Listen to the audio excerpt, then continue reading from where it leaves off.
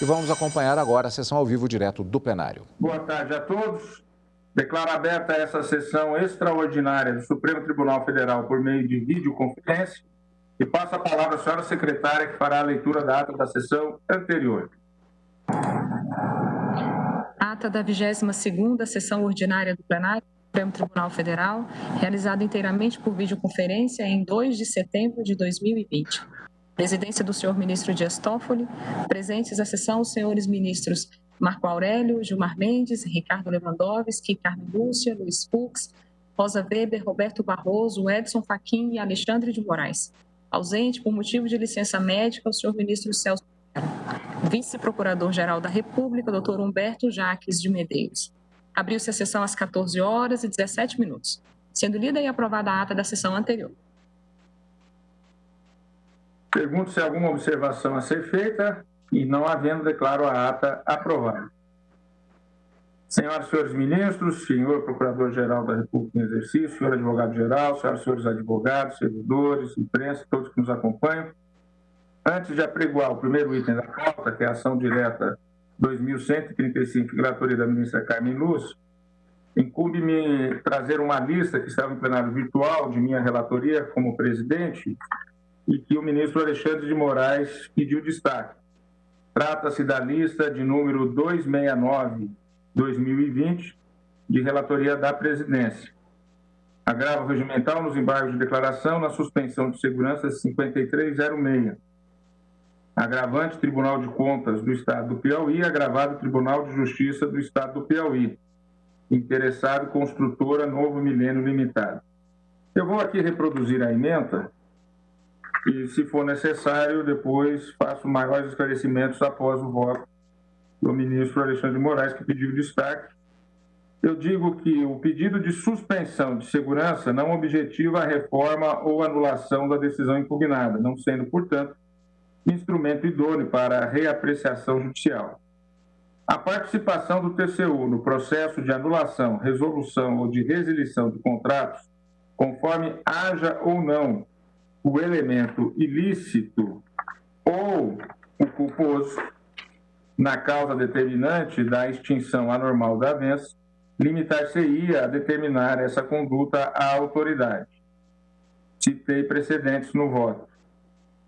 No tocante ao poder geral de cautela das Cortes de Contas, a jurisprudência do Supremo Tribunal Federal firmou assistir ao Tribunal de Contas competência decorrente de suas atribuições constitucionais para determinar medidas em caráter precário, a fim de assegurar o resultado final dos processos e neutralizar situações de lesividade ao erário, a exemplo da indisponibilidade de bens, artigo 37, parágrafo 4º, letra D da Constituição Federal, combinado com o artigo 44, parágrafo 2º, da Lei 8.443 de 1992, e no voto também eu apresentei precedentes nesse sentido do poder de cautela do Tribunal de Contas. Por fim, no caso, além de inexistir previsão legal quanto à possibilidade de suspender pagamentos em contrato administrativo, o Tribunal de Contas Estadual extrapolou a competência constitucional ao determinar cautelarmente que a Secretaria de Mineração, Petróleo e Energias Renováveis se abstenha de realizar quaisquer pagamentos à empresa, porquanto a medida afeta diretamente os efeitos regulares do contrato administrativo. Nesse caso, caberia ao Tribunal de Contas, nos termos do artigo 71(9) da Constituição Federal, determinar a autoridade administrativa e promova a anulação do contrato. Ou seja, aqui na questão de fundo, aqui é uma suspensão, evidentemente, mas na questão de fundo o Tribunal de Contas diz que não pode pagar, mas mantém o contrato vigente e a prestação. Por isso que eu dei a suspensão requerida e houve o agravo regimental por parte do Tribunal de Contas do Piauí e eu estou votando no sentido de manter a decisão monocrática e negar provimento ao agravo regimental. Passo a palavra ao ministro Alexandre de Moraes. Boa tarde, presidente. Cumprimento todos, ministra Carmen, ministra Rosa, ministros. Também cumprimento o vice-procurador-geral doutor Humberto Jacques de Medeiros, o advogado-geral da União, o professor José Levi, os advogados que aqui se encontram. Presidente, como Vossa Excelência disse, a questão aqui se resume à cautelaridade ou não, ou qual a amplitude, nesse caso específico, da cautelaridade do poder geral de cautela do Tribunal de Contas, dos Tribunais de Contas, no caso, o Tribunal de Contas do Estado do Piauí. Aqui, o mandado de segurança inicial voltou-se contra ato desse Tribunal de Contas, que, diante da apuração de graves irregularidades em relação a um contrato administrativo para pavimentação de vias públicas em municípios de todo o interior piauiense, determinou, como ideia liminar, a suspensão dos pagamentos do contrato. Ou seja, o Tribunal de Contas entendeu, naquele momento, com base no poder geral de cautela, que seria necessário, até que terminasse o próprio julgamento do Tribunal de Contas e as providências seguintes, que cessasse o pagamento para que não se perpetuasse as irregularidades. Eu aqui, no meu voto, cito, como o presidente também citou, os precedentes em relação ao poder geral de cautela do Tribunal de Contas, reconhecido por essa Corte, em outras hipóteses, mas reconhecido por essa Corte, e cito, e por isso o meu destaque, cito que a primeira turma, em caso absolutamente semelhante, entendeu pela possibilidade da suspensão dos pagamentos no âmbito de contrato administrativo, ou seja, que essa possibilidade, além da decretação da indisponibilidade de bens, onde há outros precedentes, mas que também, no caso de graves irregularidades, para fazer cessar o prejuízo ao erário público, que é possível a suspensão dos pagamentos no âmbito do contrato administrativo. Cito aqui o mandado agravo regimental e mandado de segurança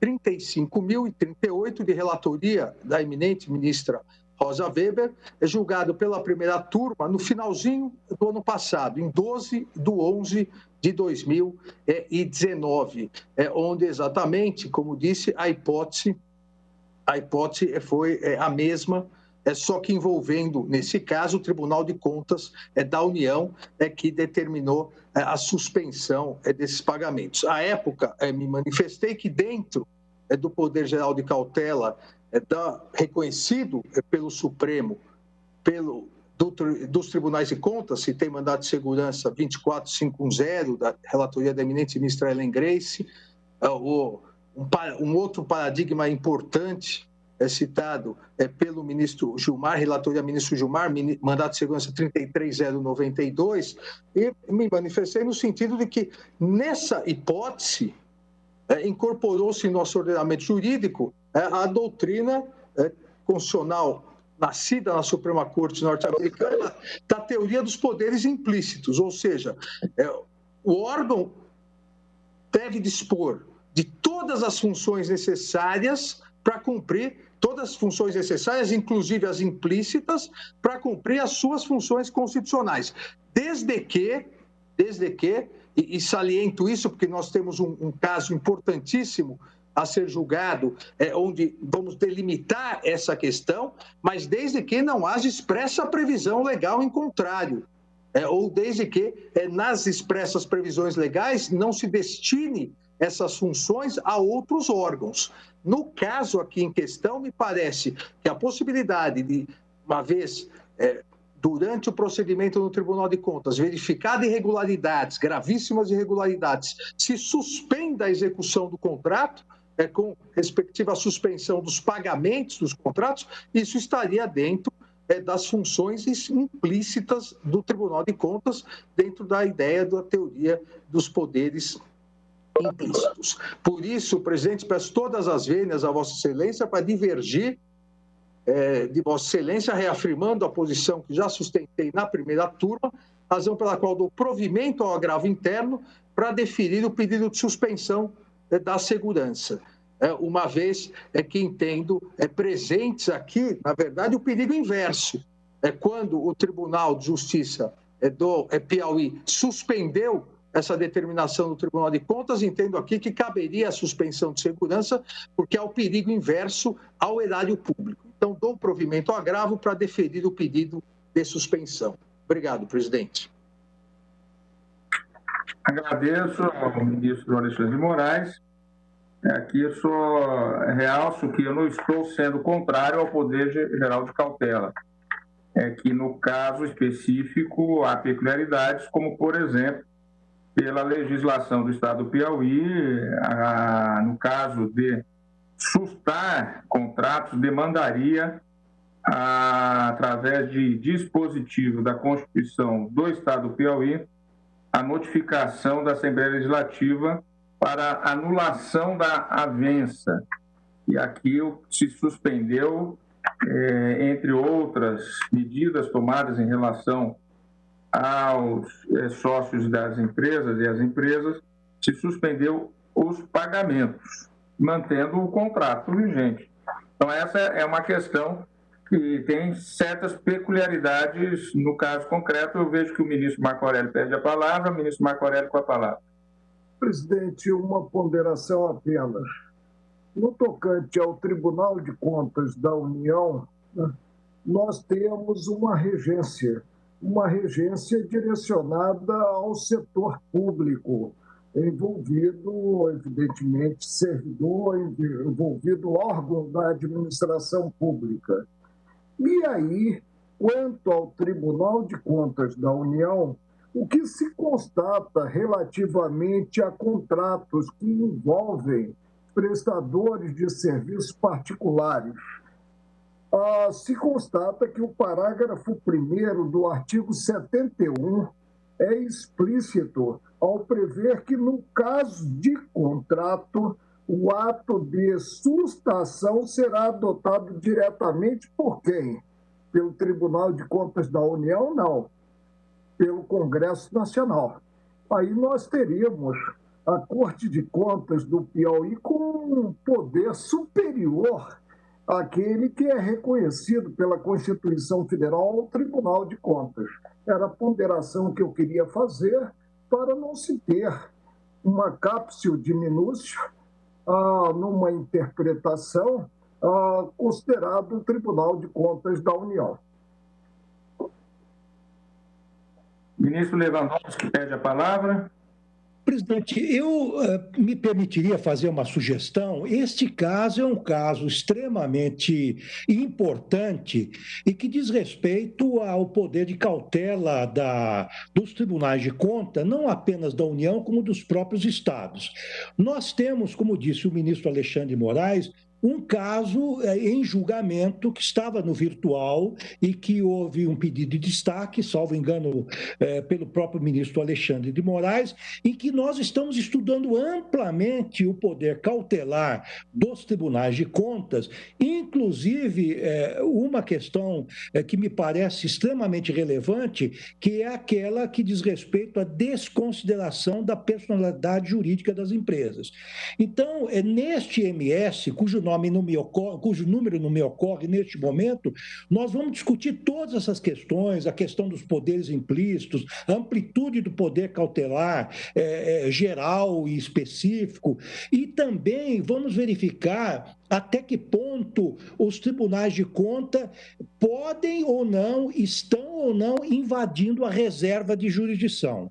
Então, eu ponderaria a Vossa Excelência que talvez este caso pudesse ser adiado para depois do julgamento do MS, que me parece que está totalmente aparciado.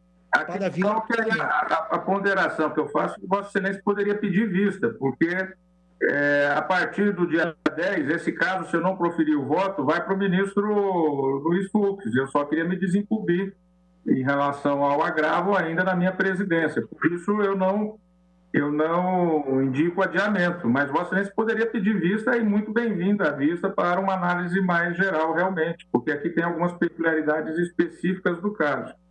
Porque está na hora, senhor presidente, penso eu, de nós definirmos daqui para frente quais são realmente os poderes e as competências dos tribunais de contas em matéria de cautelares. Quer dizer, até que ponto não se invade a reserva de jurisdição. Eu estou convencido, sem antecipar meu voto, senhor presidente, que em questões ou situações urgentes, é claro que o poder geral de cautela dos tribunais de conta emerge para a defesa do erário público, mas a definitividade das situações que impliquem uma ofensa, um gravame aos direitos fundamentais, amplamente compreendidos, dentre os quais o direito de propriedade, de livre iniciativa, o respeito aos contratos, isso precisa ser definido pelo plenário da Corte. E como me parece que o eminente ministro Alexandre Moraes, ao pedir destaque, levar ao plenário presencial, certamente ensejará uma discussão mais verticalizada sobre essa questão, penso que nós poderíamos adiar. E se houver consenso, eu não me importaria de pedir vista desse caso. Pois não, ministro? Não, eu apenas iria atuar como vice-presidente, futuro presidente, pedindo vista para liberar o nosso presidente Gestófoli da sua incumbência. Então, eu pediria vista para que a excelência pudesse se liberar do seu voto. Tá bem, perfeito. Então, eu proclamo o resultado, que após o voto do relator, vice-presidente, no sentido de negar provimento ao agravo, e do voto divergente do ministro Alexandre de Moraes, dando provimento ao agravo, pediu vista o ministro Luiz Fux. Agora passaremos, então, já com a presença dos advogados na sala virtual de sessões, a apregoar a ação direta de inconstitucionalidade 2135 de relatoria da ministra Carmen Lúcia. Requerente, Partido dos Trabalhadores, PT. Requerente, Partido Democrático Trabalhista, PDT. Requerente, Partido Comunista do Brasil, PCdoB. Requerente, Partido Socialista do Brasil, PSB. Interessado, Congresso Nacional, Amicicuri, Sindicato dos Trabalhadores de Combate às Endemias e Saúde Preventiva no Estado do Rio de Janeiro, também Conselho Regional de Corretores de Imóveis do Rio de Janeiro e Federação Nacional dos Trabalhadores do Judiciário Federal e Ministério Público da União. Encontram-se inscritos pelo requerente Partido dos Trabalhadores, Dr. Eugênio José Guilherme de Aragão. Pelo requerente Partido Comunista do Brasil, Dr. Pedro Maurício Pita Machado. Pelo Conselho Regional de Corretores de Imóveis do Rio de Janeiro, Cresci, Rio de Janeiro, Dr. Leonardo Machado Sobrinho. Pelo Amicus Curiae, Sindicato dos Trabalhadores de Combate às Endemias e Saúde Preventiva do Estado do Rio de Janeiro, Dr. Paulo Francisco Soares Freire. Pelo Amicus Curiae, Federação Nacional dos Trabalhadores do Judiciário Federal e Ministério Público da União, FENAJUF, o Dr. Raimundo César Brito Aragão. E pelo interessado Congresso Nacional, falará o advogado-geral da União, ministro José Levi Melo do Amaral Júnior. Passo, então, a palavra à ministra Carmen Lúcia para o seu relatório. Senhor presidente, cumprimento Vossa Excelência e cada qual dos ministros e a ministra Rosa Weber, senhor vice-procurador-geral da República, doutor Humberto, senhores advogados aqui presentes, cumprimento todos e passo a leitura, senhor presidente, como Vossa Excelência acaba de declinar, do relatório, acentuando inicialmente que esta ação foi ajuizada em 5 de novembro de 2000, portanto vai fazer 20 anos. O plenário deste Supremo levou discutindo em várias assentadas, com 4 ou 5 pedidos de vista, o requerimento de cautelar de 2001 a 2007, tendo sido inicialmente relator o ministro Nery da Silveira. Esta ação direta de inconstitucionalidade, com requerimento de medida cautelar, foi ajuizada pelo Partido dos Trabalhadores, Partido Democrático Trabalhista, Partido Comunista do Brasil e o Partido Socialista do Brasil, contra alguns dispositivos da Emenda Constitucional número 19, de 4 de junho de 1998. E eu registro, senhor presidente, esta coincidência de quase 20 anos depois estarmos a julgar esta matéria, exatamente no dia em que o chefe do Poder Executivo Nacional anuncia o envio ao Congresso Nacional de uma nova reforma administrativa, de uma proposta de emenda constitucional, tratando, talvez, do único tema que tenha sido o objeto do deferimento da cautelar, que é o regime jurídico único. Os autores afirmaram nesta ação que a emenda constitucional número 19 contrariaria o parágrafo 2º do artigo 60 da Constituição, aspas, notadamente em relação à redação dada ao caput, parágrafos 1º e 7º do artigo 39, ao caput do artigo 37, ao parágrafo 2º do artigo 41, ao parágrafo 7º do artigo 169, ao inciso 5 do artigo 206 da Constituição Federal e ao artigo 26 da emenda constitucional, uma vez que as redações formuladas para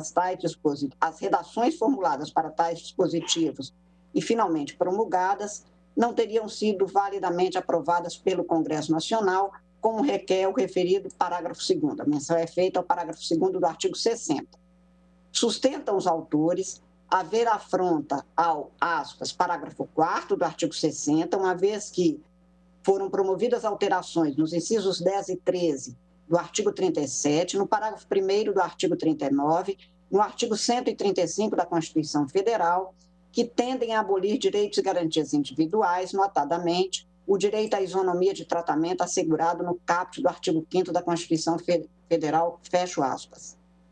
Em 2 de 8 de 2007, o plenário deste Supremo Tribunal deferiu parcialmente a medida cautelar requerida para, aspas, suspender a eficácia do artigo 39 caput da Constituição Federal, com a redação dada pela emenda constitucional número 19, fecho aspas. O presidente do Senado Federal prestou informações, defendeu a constitucionalidade das normas impugnadas, a Advocacia Geral da União manifestou-se pela improcedência do pedido, afirmando-se naquela emenda, aspas, a ausência de inconstitucionalidade formal por ofensa ao artigo 60, parágrafo 2º da Constituição Federal, modificações de redação na proposta de emenda constitucional que deu origem ao referido auto normativo não acarretaram alterações substanciais no texto emendado.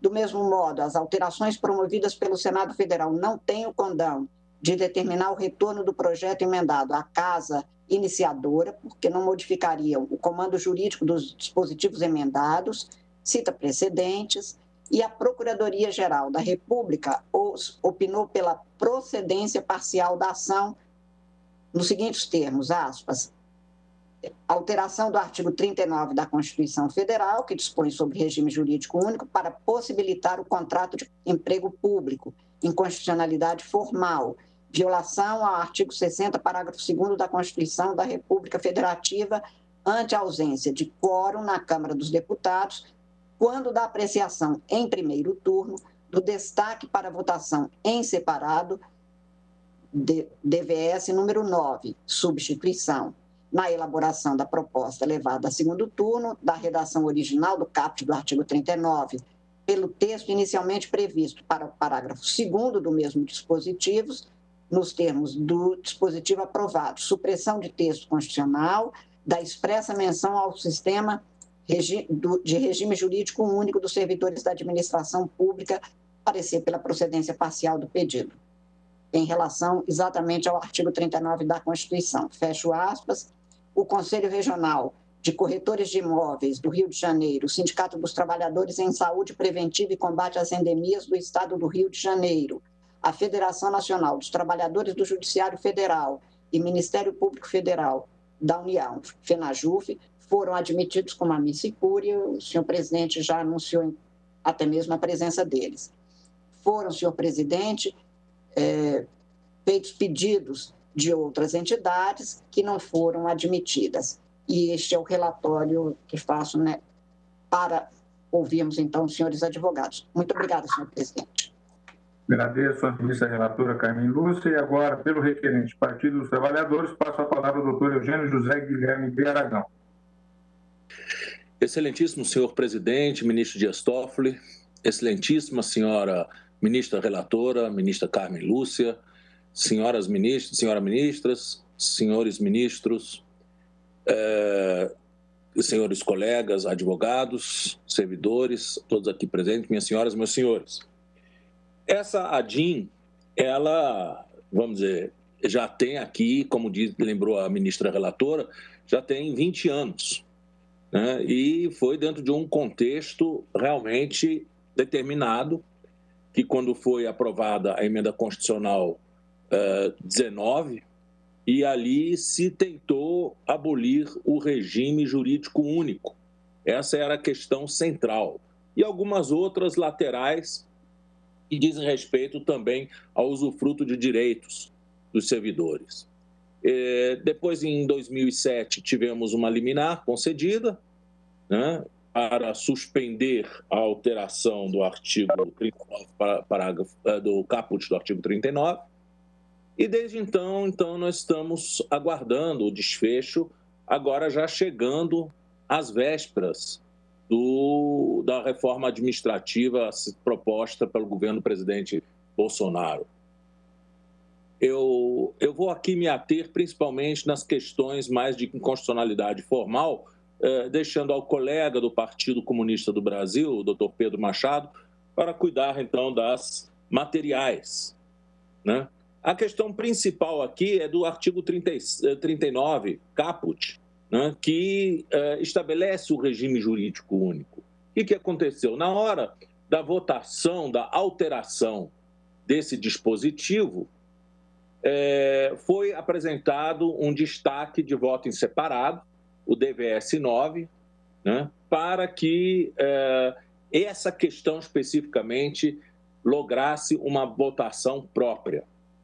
Quando submetido à votação DVS 9, né, esse destaque, não logrou ter o número necessário para alteração constitucional, não o número do quórum necessário para alteração constitucional.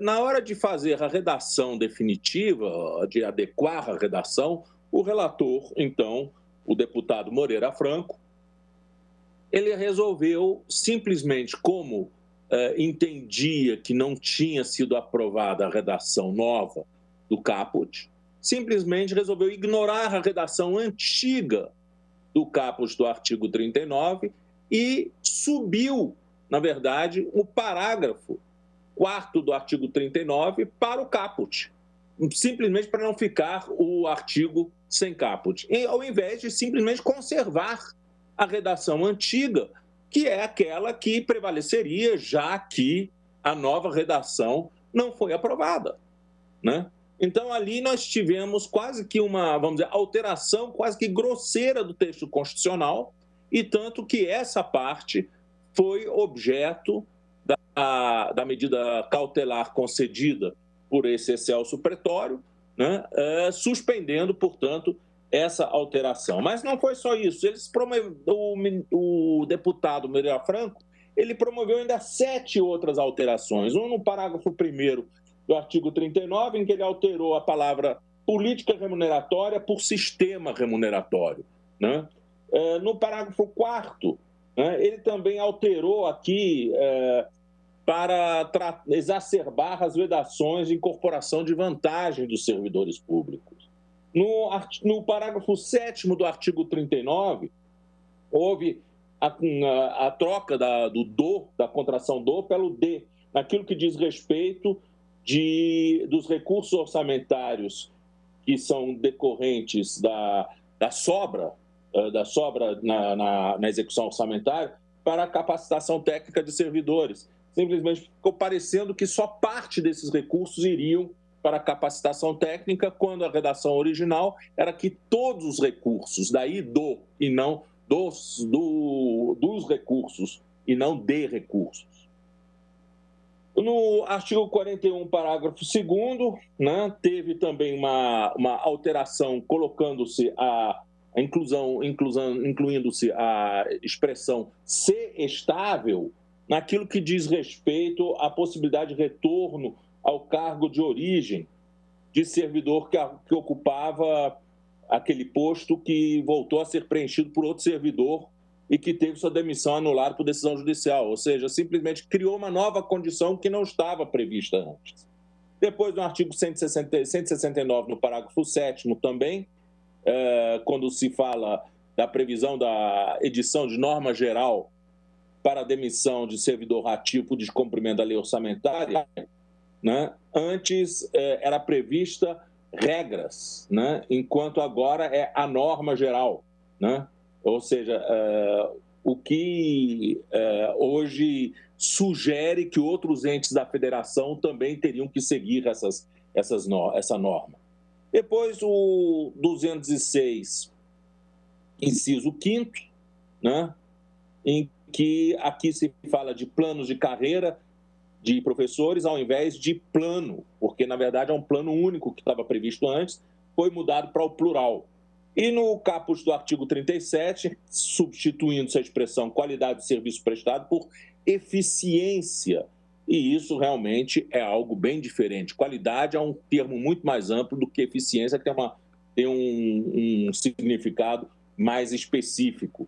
Então, foram essas as inconstitucionalidades formais, portanto, inclusões feitas pelo relator da emenda constitucional na hora de fazer a redação definitiva, portanto, superando as mudanças que efetivamente foram aprovadas pelo plenário. Senhores ministros, senhoras ministras, eu vou agora vou deixar, então, agora a parte das inconstitucionalidades materiais para o meu colega advogado do Partido Comunista do Brasil. E agradeço, portanto, a atenção de todos. Agradeço ao doutor Eugênio Aragão. E agora, pelo requerente Partido Comunista do Brasil, falará o doutor Pedro Maurício Pita Machado. Eminente ministro Dias Toffoli, presidente, eminente ministro Luiz Fux, vice-presidente, presidente eleito, eminente ministra Carmen Lúcia, relatora, em nome de quem cumprimento todos os demais integrantes deste colendo Supremo Tribunal Federal. Saúdo também vice-procurador-geral da República, os colegas que nos acompanham, dividem conosco a tribuna, e todos os demais que assistem a esta sessão. É uma honra, excelências, comparecer a esta tribuna em nome do PCdoB, o Partido Comunista do Brasil, partido que tem uma ilustrada folha de serviços prestados em defesa da soberania nacional, dos direitos do povo e da democracia. E fazê-lo, é uma honra também fazê-lo, por delegação do colega, brilhante colega e amigo, Paulo Machado Guimarães, que é um dos subscritores da petição inicial. Antes de passar às inconstitucionalidades de ordem material, excelências, em reforço àquilo que foi dito pelo doutor Eugênio Aragão, eu gostaria de dividir com vossas excelências as manchetes de jornal do dia imediatamente posterior à votação discutida nestes autos, que dão conta, evidentemente, da modificação substancial realizada pelo relator ao desconhecer, ao desrespeitar a decisão do plenário que havia rejeitado efetivamente a supressão do regime jurídico único. Está aqui no estado de São Paulo, da quinta-feira, dia 24 de abril, oposição derrota governo na reforma. O governo precisava de 308 votos e só obteve 208. Na votação em separado, foi mantido o regime jurídico único. O Globo, da mesma data. FH é derrotado na reforma administrativa, é a manchete de capa. Os deputados mantiveram o regime jurídico único do funcionalismo, impedindo a criação de emprego público, etc. Folha de São Paulo, igualmente, governo sofre derrota na reforma. Faltaram 10 votos para extinguir o regime jurídico único. De modo que a medida cautelar, como concedida pelo plenário deste tribunal em 2007, seguindo o voto brilhante do ministro Délio da Silveira, merece efetivamente confirmação, como já dito pelo eminente colega que me antecedeu. Mas este processo, Excelências, pelo seu tempo, permite também a nós que façamos uma espécie de sobrevoo sobre a história política e jurídica do país nos últimos 20, 30 anos. Não apenas pelos votos proferidos aqui em plenário entre 2001 e 2007, ministro Nery da Silveira, ministra Ellen, ministro Pertence, Nelson Jobim, Joaquim Barbosa, Eros Grau, Carlos Brito, César Peluso, e os ainda remanescentes daquela época, o decano e vice-decano, ministro Celso de Mello e Marco Aurélio. Mas, Excelências, curiosamente, e aí que me referia a um sobrevoo na história política do país, nós temos as procurações deste processo firmadas, além do então deputado José Dirceu pelo PT, de 3 figuras históricas monumentais em nosso país, que foram, respectivamente, pelo PCdoB, João Amazonas, pelo PDT, Leonel Brizola, e pelo PSB, Miguel Arraes. E foram figuras fundamentais na história política de nosso país e na construção do Pacto Político Democrático de 1988. E o momento, Excelências, em que se faz a emenda constitucional número 19 de 1998, contra que se investe nesta ADI, é talvez o primeiro momento de ataque frontal ao modelo de serviço público imaginado e pactuado pelo Constituinte de 1988. Esse modelo era um modelo estruturalmente acessível e democrático, socialmente participativo, mediante os diversos conselhos que foram instituídos pela Constituição de 88, e intrinsecamente igualitário no tratamento dos servidores, dos integrantes do serviço público, como um modo de superação daquele coronelismo histórico, do patrimonialismo e do autoritarismo, que sempre caracterizou nos anos anteriores, a 1988, a condução do serviço público em nosso país. Se visava, então, a constituição, e foi isso que se pactuou em 1988, de um serviço público permanente, profissionalizado, dentro daquela ideia tão cara ao ministro Eros Grau, quando compôs essa corte, né, do serviço público como uma prestação permanente, como algo duradouro e absolutamente desvinculado dos governos. E é precisamente aí que se dão, Excelências, as inconstitucionalidades materiais denunciadas na petição inicial, fundamentalmente por afrontarem o princípio da igualdade, o princípio da isonomia.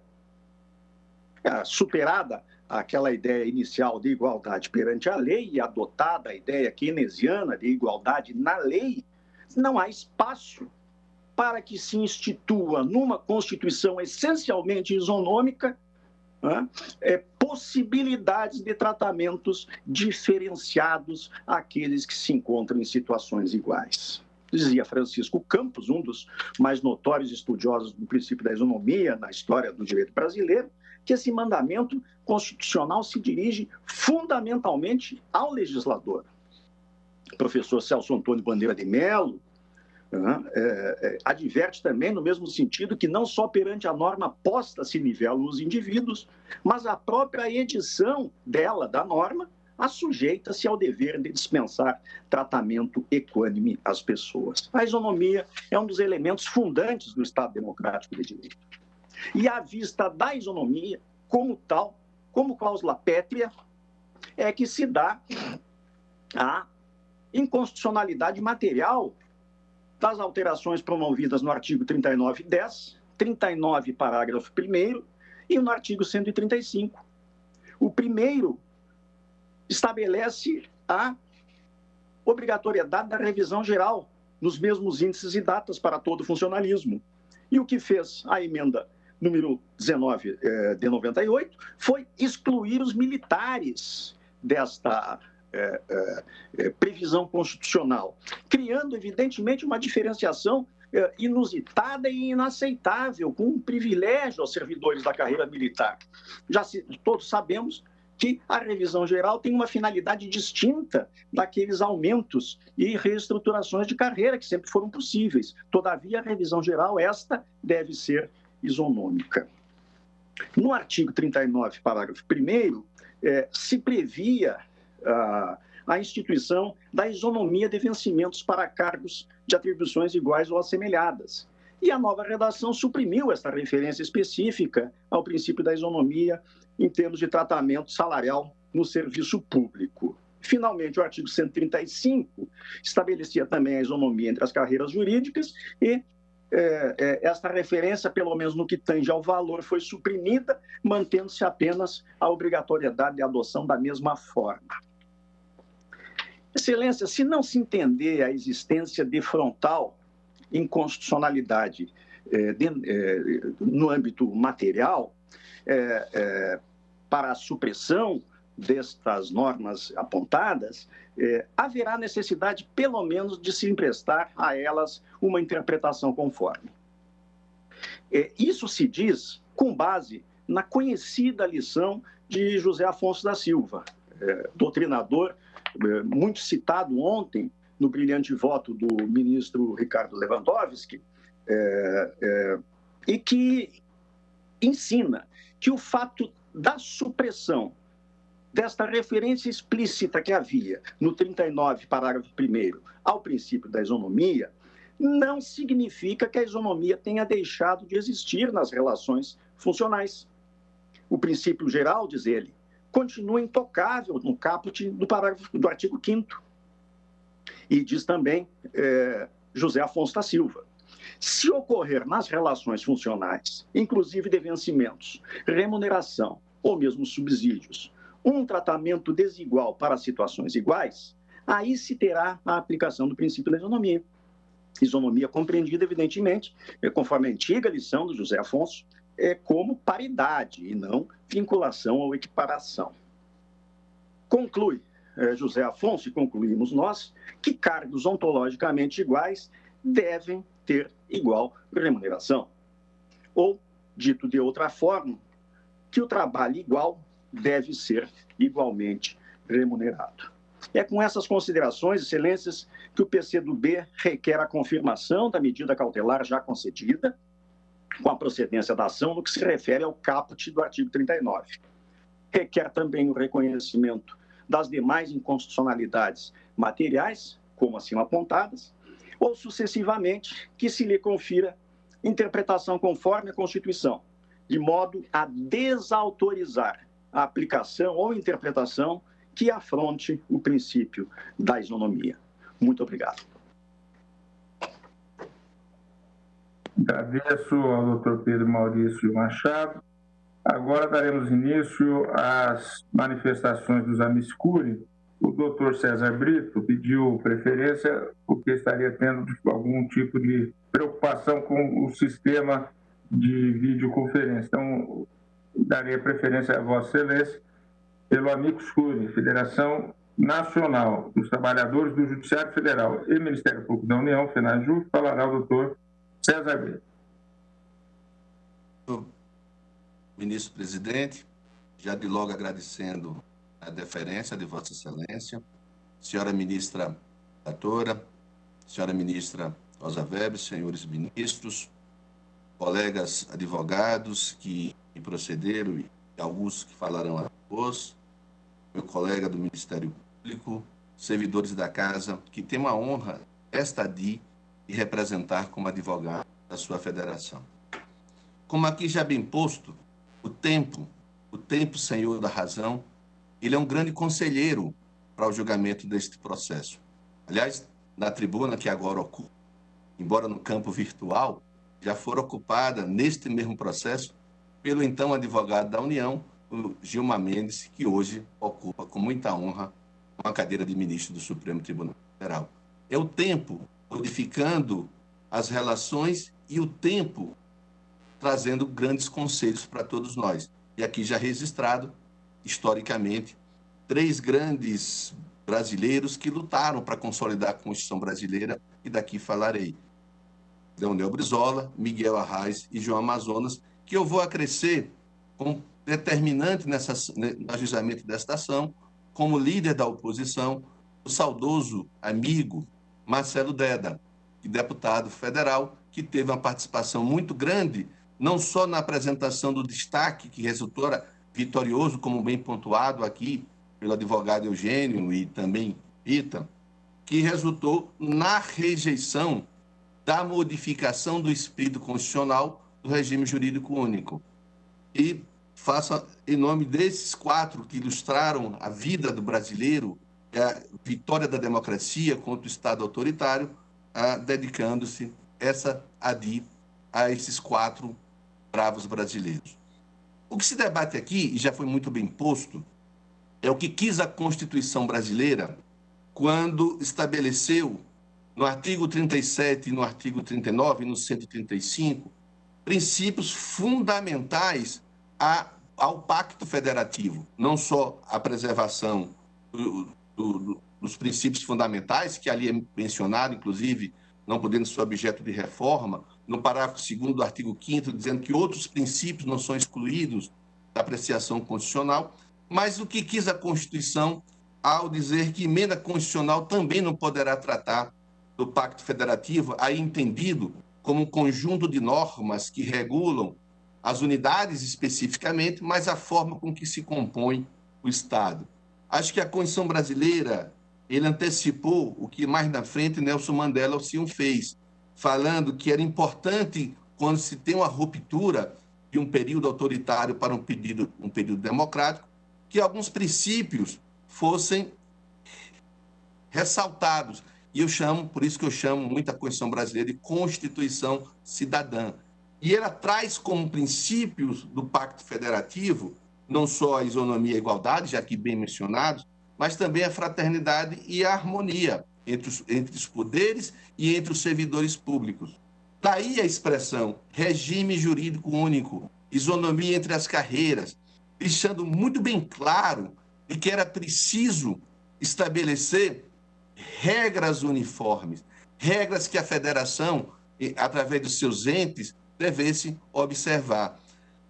Daí, quando o constituído derivado rejeita a modificação do regime jurídico único, estava, na verdade, defendendo essa compreensão federativa criada pelo constituinte originário.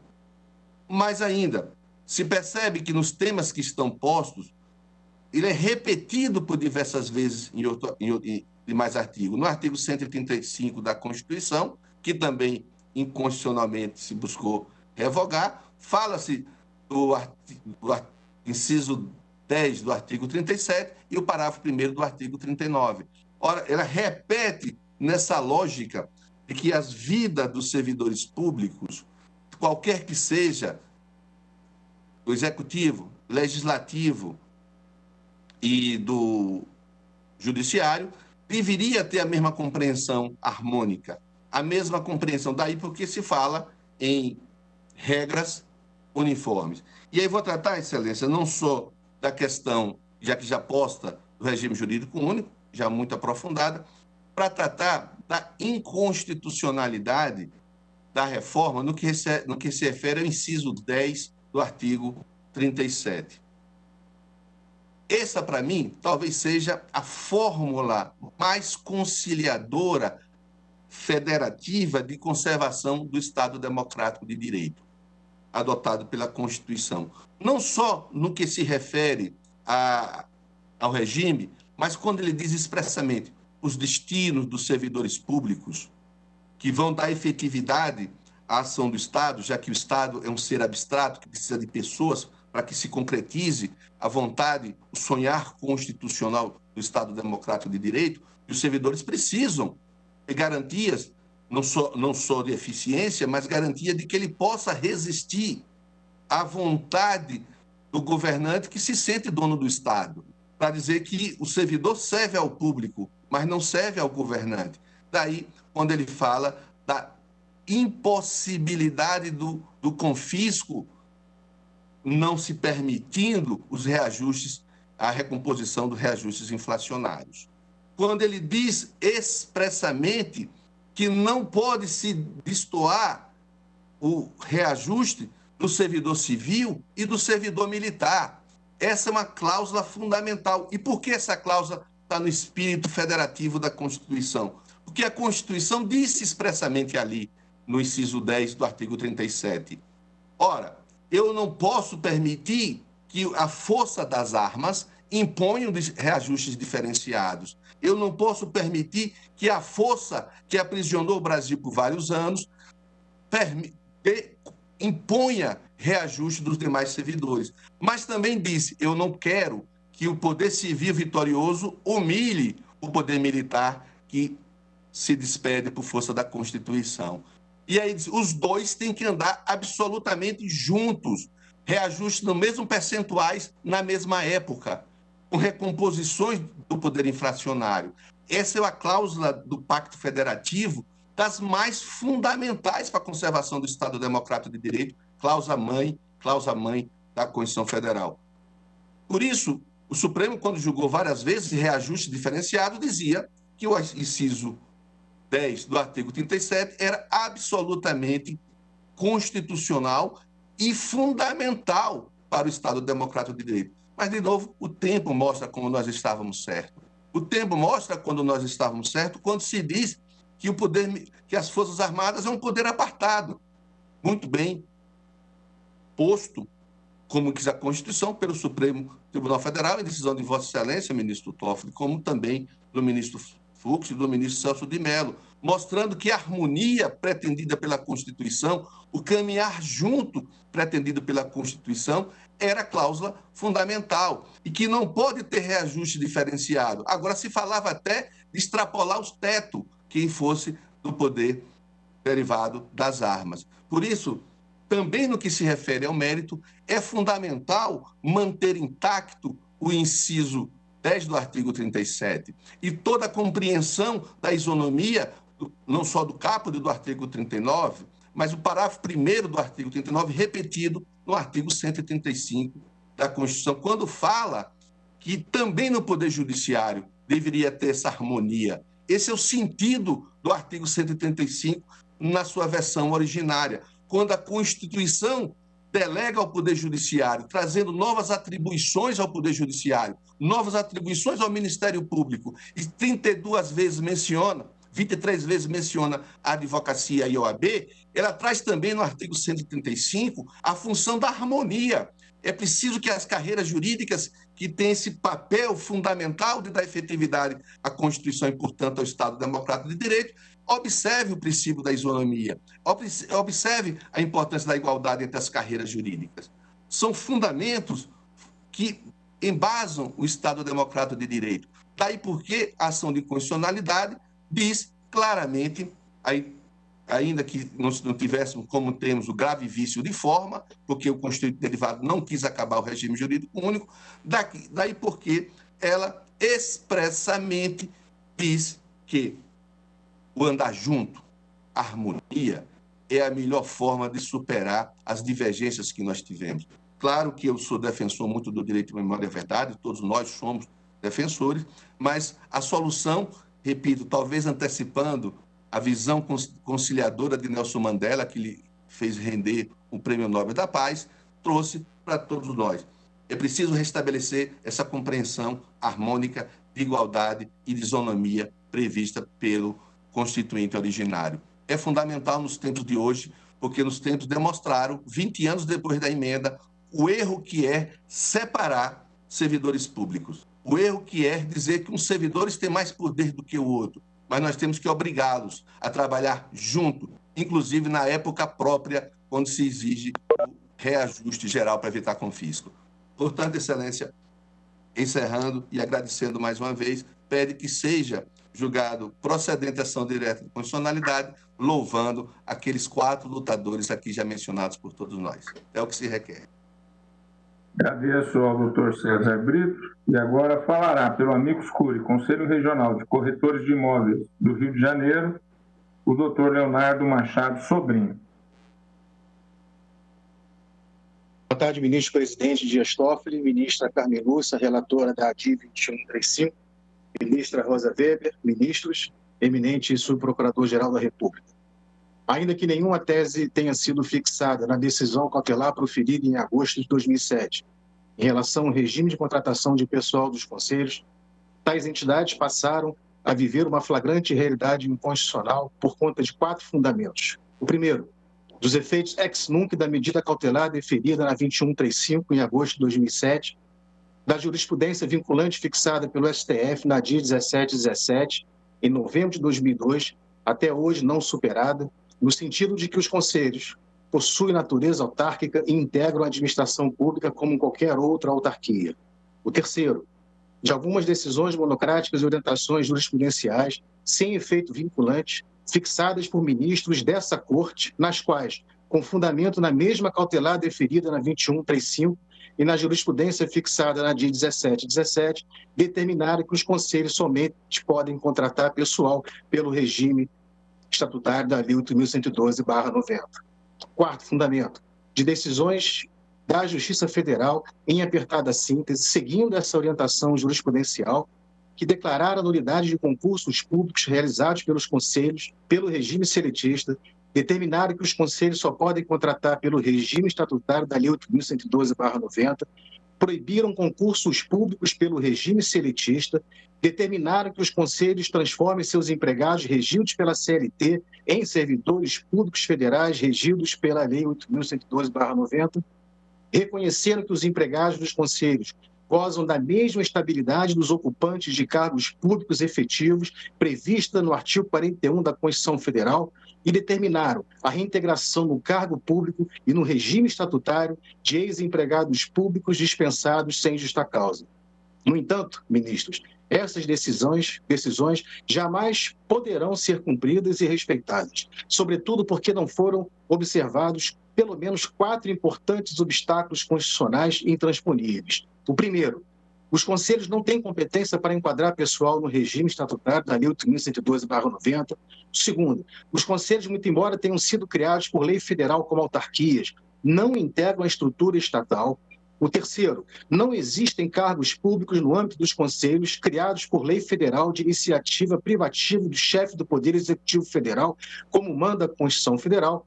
E o quarto, o Poder Judiciário, que não possui função legislativa, não pode criar cargos públicos sem agredir a Constituição Federal e a súmula vinculante número 37 do Supremo Tribunal Federal. O Procurador-Geral da República, em 2015, propôs 2 novas ações de controle concentrado de constitucionalidade, a ADI 5367 e a DPF 367, que passaram a tramitar em conjunto com a ADC 36, todas de relatoria da ministra Carmen Lúcia. Nessas novas ações, ministros, tanto a AGU, representando o Executivo, como o Senado Federal, representando o Legislativo, manifestaram-se no sentido de que o regime de contratação de pessoal dos conselhos é o seletista, jamais o estatutário, confirmando a vontade política dos poderes e, principalmente, a ausência de vontade política, até a presente data, na criação de cargos públicos no âmbito dos conselhos profissionais. Urge ressaltar que quando o julgamento dessas ações foi suspenso em 5 de junho de 2020 e retomado agora no dia 28 de agosto, a fim de que se aguarde o voto do eminente ministro-presidente Dias Toffoli, já havia maioria de 5 votos a 4 pela constitucionalidade formal e material do regime seletista na contratação de pessoal dos conselhos e pela procedência da ADC 36, afastando-se, pelo menos por hora, quaisquer interpretações inconstitucionais de que os empregados dos conselhos são servidores regidos pela Lei 8.112/90 ou a eles equiparados em todos os direitos, confirmando a constitucionalidade do objeto da ADC, ou seja, o parágrafo 3º do artigo 58 da Lei 9649 de 98, que diz: os empregados dos conselhos de fiscalização de profissões regulamentadas são regidos pela legislação trabalhista, sendo vedada qualquer forma de transposição, transferência ou deslocamento para o quadro da administração pública direta ou indireta. Portanto, ministros, nos parece evidente que só há uma decisão compatível com a Constituição Federal capaz de nos devolver a paz e a segurança jurídica. Reconhecer que os conselhos são autarquias especiais, corporativas e sui generis, que exercem o poder de polícia, sim, mas que se encontram vinculados ao regime seletista na contratação de pessoal, exatamente como entendem a AGU, o TCU, o Executivo e o Legislativo. como, aliás, foi feito de forma inicial no julgamento do RE 938-837, de relatoria do ministro Luiz Edson Fachin, mas conduzido pelo voto do eminente ministro Marco Aurélio, que reconheceu a não vinculação dos conselhos ao regime de precatórios, tendo sido seguido pela maioria dos ministros dessa corte. Aliás, gostaríamos de destacar a importante posição jurídica registrada nesse julgamento do RE, pelo eminente ministro Luiz Roberto Barroso. 2 pontos, abre aspas. Se estivesse presente no julgamento da DIA 1717, em novembro de 2002, talvez não tivesse concordado com a tese de julgamento nele fixada, principalmente porque os conselhos sequer são autarquias e o Estado brasileiro não pode continuar com a política de inchamento da máquina pública. Portanto, eminentes ministros, guardiões da Constituição Federal, com todas as vênias, como incondicionais amigos dessa Corte Constitucional, ousamos afirmar que só há uma tese de julgamento a ser fixada pelo plenário do STF capaz de afastar essas agressões à Constituição Federal. Diante da inexistência de cargos públicos no âmbito dos conselhos profissionais criados por lei federal de competência privativa do chefe do Poder Executivo Federal e em respeito ao princípio da separação de poderes, tais entidades encontram-se vinculadas à legislação trabalhista na contratação de pessoal, sendo inconstitucional exigir que suas contratações sejam feitas com base na Lei 8.112/90 e equiparar os empregados seletistas aos servidores estatutários ocupantes de cargos públicos efetivos, nos direitos a eles e somente a eles garantidos pela Lei 8.112/90. Era exatamente desta forma que gostaríamos de nos manifestar nos autos, ministros. Obrigado. Agradeço ao doutor Leonardo Machado e agora, pelo Amicus Curiae, Sindicato dos Trabalhadores de Combate às Endemias e Saúde Preventiva no Estado do Rio de Janeiro, passo a palavra ao doutor Paulo Francisco Soares Freire. Boa tarde, senhor ministro-presidente. Boa tarde, senhora ministra relatora, Carmen Lúcia. Boa tarde, representante do Ministério Público Federal, da Advocacia Geral da União, colegas advogados e advogadas, servidores e servidoras aqui presentes, a todos e todas que estão nos assistindo. Em especial, um cumprimento ao senhor presidente e à senhora ministra relatora Carmen Lúcia. Falo aqui em nome do Sindicato dos Trabalhadores de Agentes de Combate à Endemia do Rio de Janeiro, o Sindisaúde. E para demonstrar, senhores ministros e senhoras ministras, o movimento que houve de valorização dessa carreira até se chegar ao momento atual, onde todos são estatutários. Todos nós sabemos, né, que estamos passando por um período de uma das maiores crises sanitárias do país, né, uma pandemia que assola todo o mundo, e especialmente o nosso país, que já passamos de 4 milhões de casos atingidos, e, no entanto, nós temos as nossas crises sanitárias locais há muitos anos, né, as nossas endemias, dentre elas poderíamos citar a dengue. E essa carreira dos agentes de combate a endemias, por muito tempo, foi regida por contratos de trabalho temporários, precários, posteriormente, através da contratação pelo sistema de emprego de empregado público, e hoje encontra-se no regime jurídico único estatutário. Então, percebam, senhores ministros e senhoras ministras, o movimento de valorização que houve desta categoria, né, de agentes de combate à endemia, especialmente no Rio de Janeiro, que houve, inclusive, com a constitucionalização, através da Emenda Constitucional número 51, de 2006, em que prevê um regime jurídico específico voltado para esses agentes de combate à endemia, justamente por reconhecer a importância desse setor representado pelo sindicato a qual eu estou falando, a importância desta carreira. E isso passou pelo movimento de valorização de sistemas de contratação extremamente precários, contratos temporários e que eram renovados indefinidamente, passou-se depois para o regime de empregado público e hoje encontra-se sob o regime estatutário, através de 2 leis, né? A lei número 11.350 de 2006 e a mais atual, Lei 13.026 de 2014. isso a demonstrar a necessidade da valorização do serviço público, né?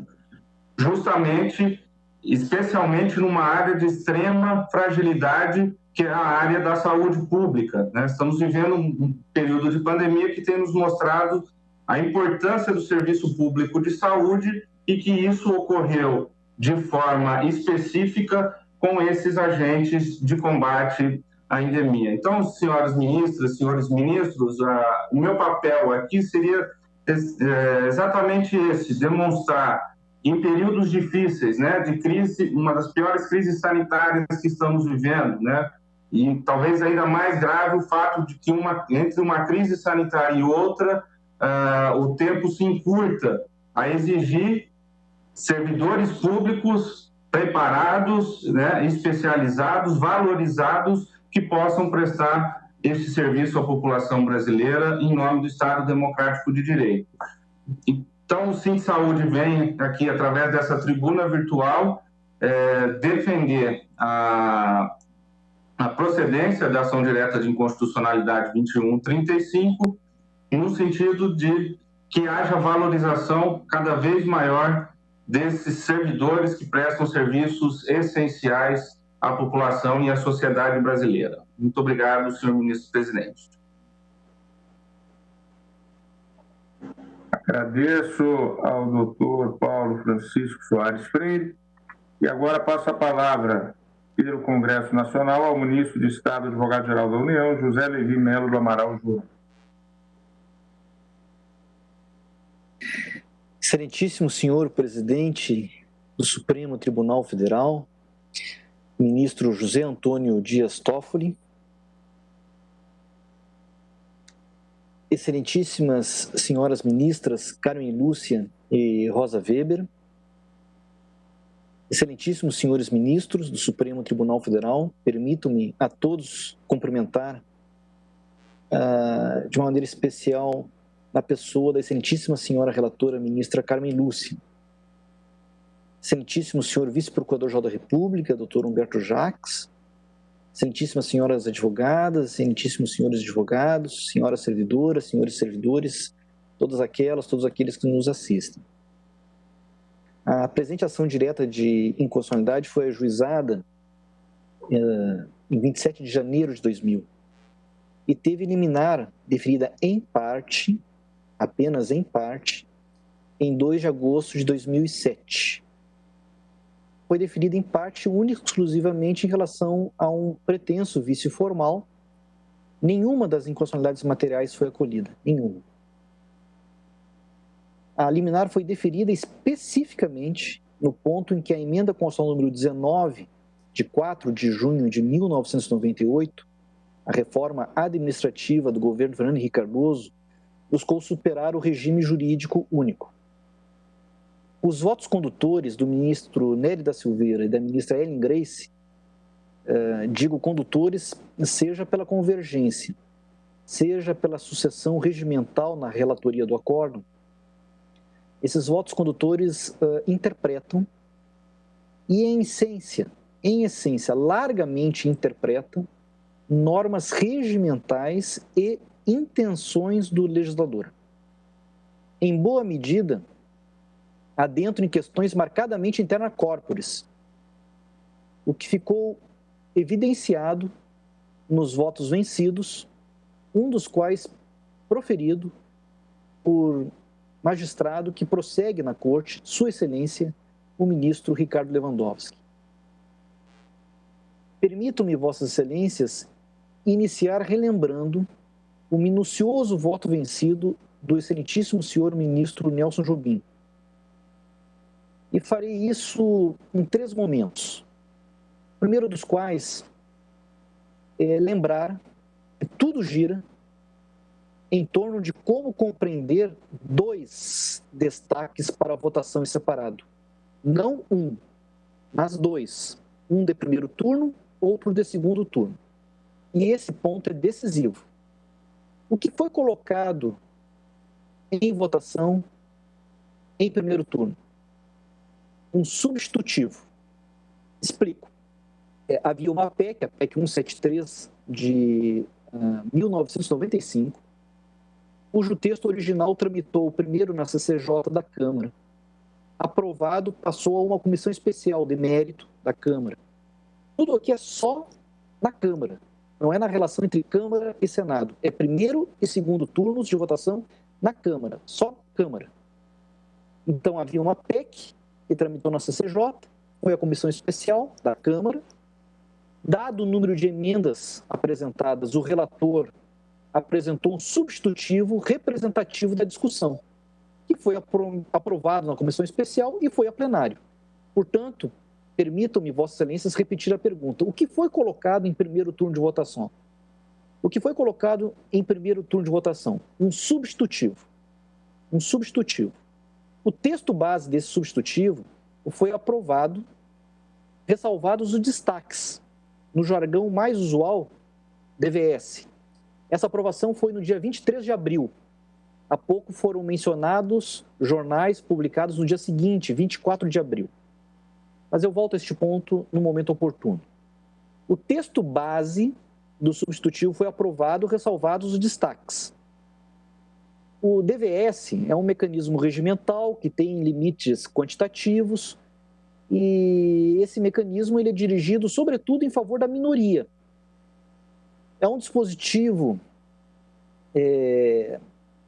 vamos dizer assim, o dispositivo que seja objeto de DVS é votado em separado, como o próprio nome sugere, e deve alcançar, em se tratando de uma proposta de emenda constitucional, maioria de 3/5 de votos. Importa aqui, no caso, o DVS número 9 de primeiro turno. Número 9 de primeiro turno. Que se dirigia especificamente a 3 dispositivos. O caput do artigo 39, conforme desejado pela PEC 173, contra o inciso 9º do artigo 37 e contra um artigo 16 autônomo da emenda, um artigo 16 da emenda, um artigo 16 conforme proposto pela PEC, artigo 16 da PEC. Então, era contra a alteração no caput do 39, contra o novo inciso 9º do artigo 37 e contra o artigo 16 da própria PEC. Pois bem, esse DVS não alcançou maioria de 3/5 dos votos. Não alcançou.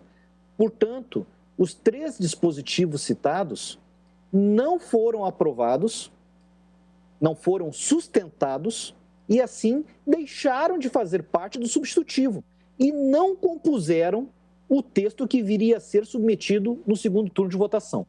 Essa é a minha primeira aproximação. Agora eu passo a uma segunda aproximação. O que se deu entre o primeiro e o segundo turno? Ou melhor, o que se deu depois da votação do primeiro turno, mas ainda no primeiro turno e antes do segundo turno? Pois bem, essa é a minha segunda aproximação. Antes, entre um turno e outro de votação, o relator na comissão especial da PEC, deputado Moreira Franco, já citado, procedeu aos ajustes decorrentes da rejeição desses 3 dispositivos, inclusive com a recomposição de um novo caput para o artigo 39. Não houve nenhuma inclusão de texto novo, não houve inclusão de nada que não tenha sido aprovado, nem sequer houve substituição de palavras ou expressões desconformes àquilo que tenha sido aprovado. Estabeleceu-se, é verdade, estabeleceu-se uma polêmica parlamentar acerca de 2 situações. Primeira, de um lado, um grupo defendendo que o DVS número 9, esse de primeiro turno, teve a intenção de retirar da proposta o emprego público e conservar o regime jurídico único, no que alcançaria outros dispositivos para além daqueles 3 destacados. Digo eu, é essa a parte evidentemente mais problemática dessa primeira linha de entendimento. O DVS é específico. Não pode ser ampliado sob pena de desnaturar a própria votação. E ele foi só sobre 3 dispositivos. De outro lado, um outro grupo parlamentar defendeu que o DVS restringia-se a esses 3 dispositivos destacados, sem prejuízo do restante do texto base aprovado, com vários outros dispositivos que apontam o fim do regime jurídico único. vários outros, que estão, inclusive, vigentes há mais de 22 anos. O então presidente da Câmara dos Deputados, Michel Temer, considerou que esse assunto, essa polêmica entre esses dois entendimentos, seria um mérito redacional a ser resolvido dentro do jogo político do processo legislativo, ou seja, pelo voto. O que aconteceu na sequência, na forma regimental. Aconteceu na comissão especial e houve ainda recurso ao plenário, recurso esse que acabou sendo arquivado. Quando do julgamento da cautelar esse recurso estava pendente, eu entrei no movimento processual do processo legislativo e está lá arquivado esse recurso, recurso número 203 de 97. E o fato é o seguinte, foi votada em primeiro turno uma redação final de primeiro turno. Ela foi validada, essa redação foi validada dentro da mecânica parlamentar usual, regimental, como é próprio. Firmada a redação final do primeiro turno, passou-se ao segundo turno. Com isso, eu terminei o segundo momento da exposição. Aí vamos ao terceiro momento, que é o segundo turno. No segundo turno, repito, o que foi ao segundo turno? A redação final de primeiro turno, que foi votada. Foi votada. No segundo turno, foi votado com a recomposição de caput, como é natural. No segundo turno, houve um novo destaque de votações separado, o de número 8. Em segundo turno, houve um novo DVS, um segundo DVS, o de número 8. Pretendeu o que esse DVS? O DVS de primeiro turno, número 9, ele atacou o caput, um inciso e um dispositivo autônomo.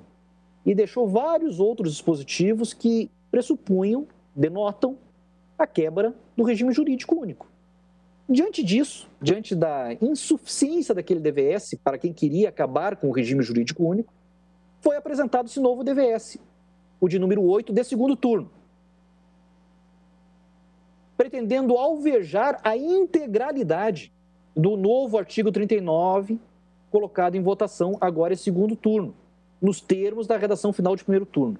Então, no segundo turno de votação, o texto base, agora em segundo turno, foi mais uma vez aprovado, ressalvados os destaques. Quando da votação desse segundo destaque, o de número 8, em segundo turno, aquele que pretendia eliminar integralmente o artigo 39, foi ele, o artigo 39, aprovado por 343 votos contra 27. Ou seja, foi atingida a maioria de 3/5 dos votos e ela foi cumprida, na verdade, com larga folga. A inicial não menciona essa circunstância. A inicial não menciona esse segundo DVS, o 08. Não menciona. Portanto, na lógica constitucional do parágrafo 2º do artigo 60, única que importa ao processo objetivo de normas, e na lógica regimental aplicável, que a rigor escapa ao controle abstrato de normas, mas que eu enfrento aqui na exposição, os dois turnos de votação, cada um por 3/5 dos votos, os dois turnos de votação foram devidamente observados. Para além disso, quaisquer ilações outras passam por interpretação ou de normas regimentais ou das intenções do legislador. Ora, ambos são exercícios que não cabem no controle de constitucionalidade. Seja porque a interpretação de normas regimentais é, a toda evidência, matéria interna corporis, seja porque, no que se refere à intenção do legislador, permitam-me lembrar o saudoso ministro Aleomar Balieiro, no que se refere à intenção do legislador, importa a intenção do legislador, apenas ao psiquiatra do legislador, para usar sugestiva colocação do ministro Balieiro no recurso extraordinário 62.731, famoso caso sobre decreto-lei. Ademais, é de muita sabedoria o quanto destacado pelo excelentíssimo senhor ministro Ricardo Lewandowski no seu voto vencido, em apreciação do conjunto do quanto se deu. A abolição do regime jurídico único, leio Sua Excelência, para admitir a existência de regimes jurídicos múltiplos já havia sido manifestada antes mesmo da discussão do DVS número 09. Ou seja, quando se aprovou a quebra da unicidade de regimes dos servidores públicos na redação dada aos incisos 1, 2, 3, 11, 15, 17, no parágrafo 3º, inciso 2º, nos parágrafos 7º e 8º, todos do artigo 37 da Constituição, que não foram objeto do DVS 09, aquele do primeiro turno, e que foram objeto de discussão e foram mantidos. Permitam-me, Vossas Excelências, outra citação do excelentíssimo senhor ministro Ricardo Lewandowski, ou melhor, do professor titular Henrique Ricardo Lewandowski, na sua tese de cátedra, na sua tese de livre docência. Ontem o ministro Luiz Fux lembrava a livre docência dele, ministro Luiz Fux. Permitam-me, Vossas Excelências, lembrar a livre docência defendida pelo ministro Ricardo Lewandowski em 2004, que foi objeto de reedição recente em 2018. É a reedição que eu tenho em mãos. Aqui é um ponto que eu faço questão de abordar a título de conclusão. Aqui eu passo a conclusão.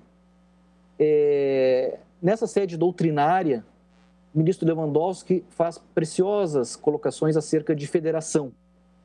Leio Sua Excelência.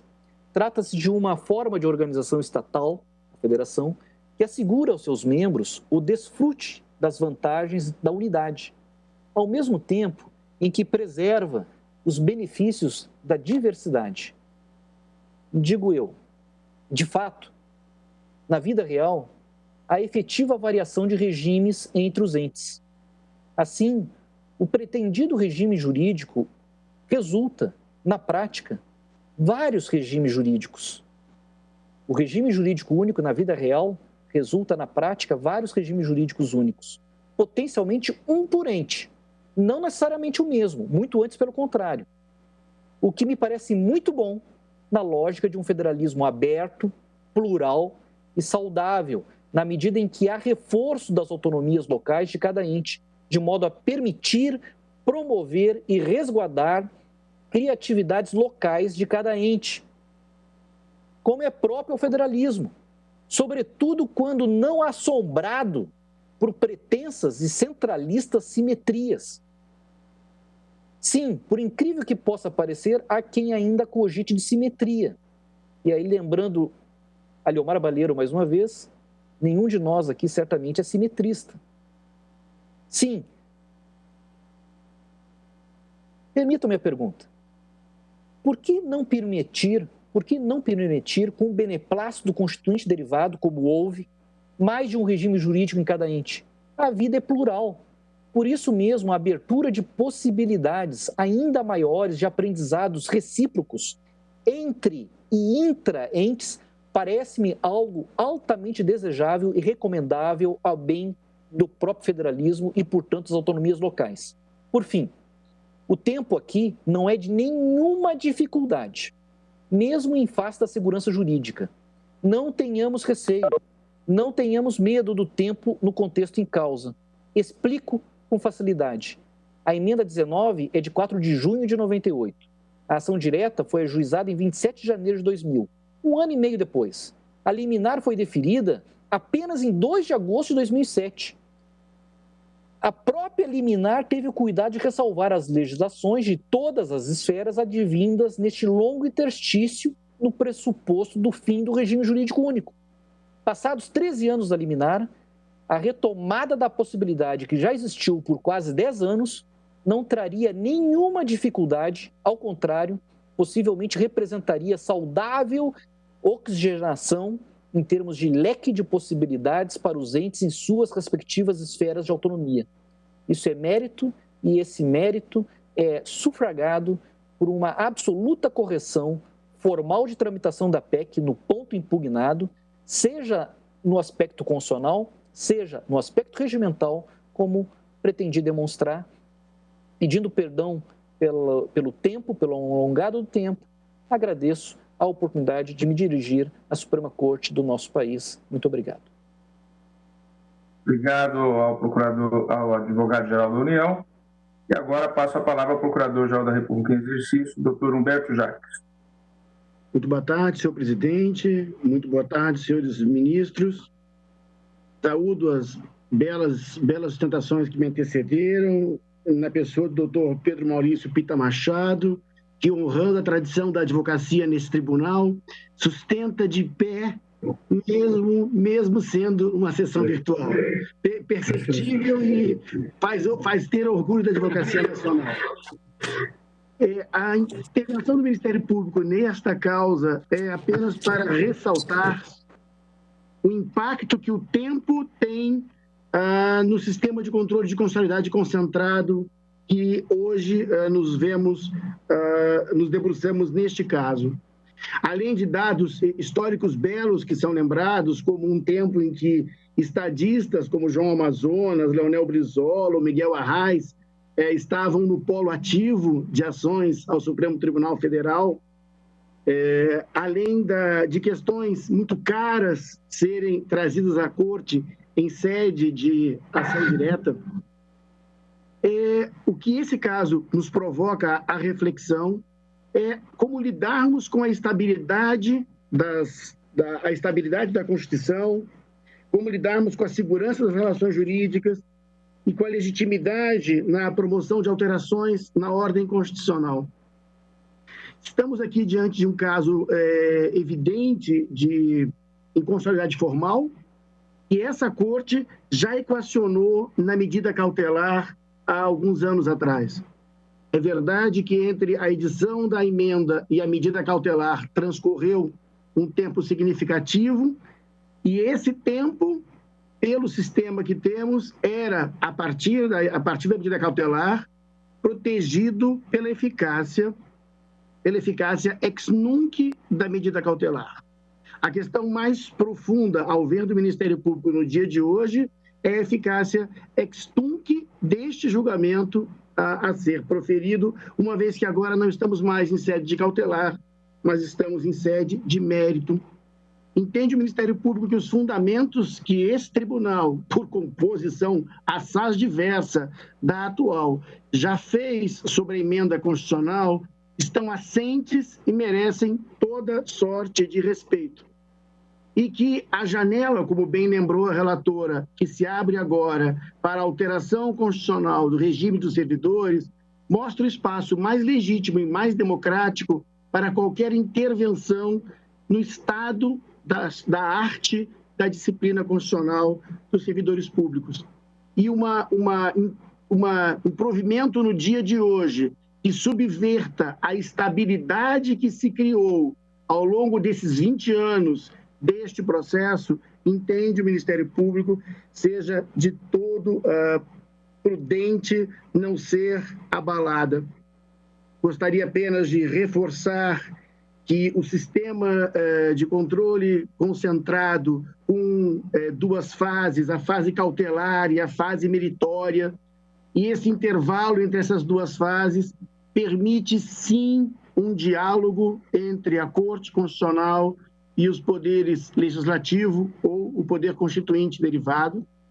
Como em vários casos ao longo desses 20 anos, o Congresso respondeu com mudanças legislativas e mesmo constitucionais a posições da jurisdição desta Corte. Entende o Ministério Público que o quadro é de profunda estabilidade na ordem que se estabeleceu ao longo desses 20 anos da emenda e de mais de década da cautelar, que indica toda a sorte de prudência na preservação desta realidade com relação a essa estrita inconstitucionalidade formal nos termos em que a Corte já afirmou.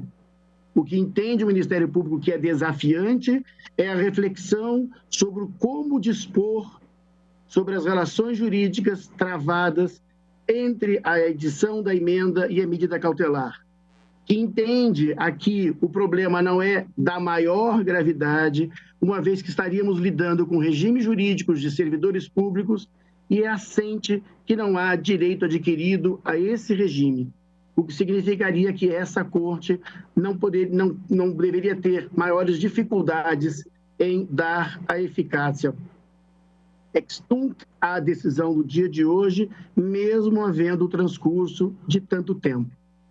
Insiste o Ministério Público que o regime jurídico único constitucional foi mantido durante todos esses anos e o melhor caminho para a sua alteração é pelo Congresso Nacional, no exercício da sua competência de emenda à Constituição.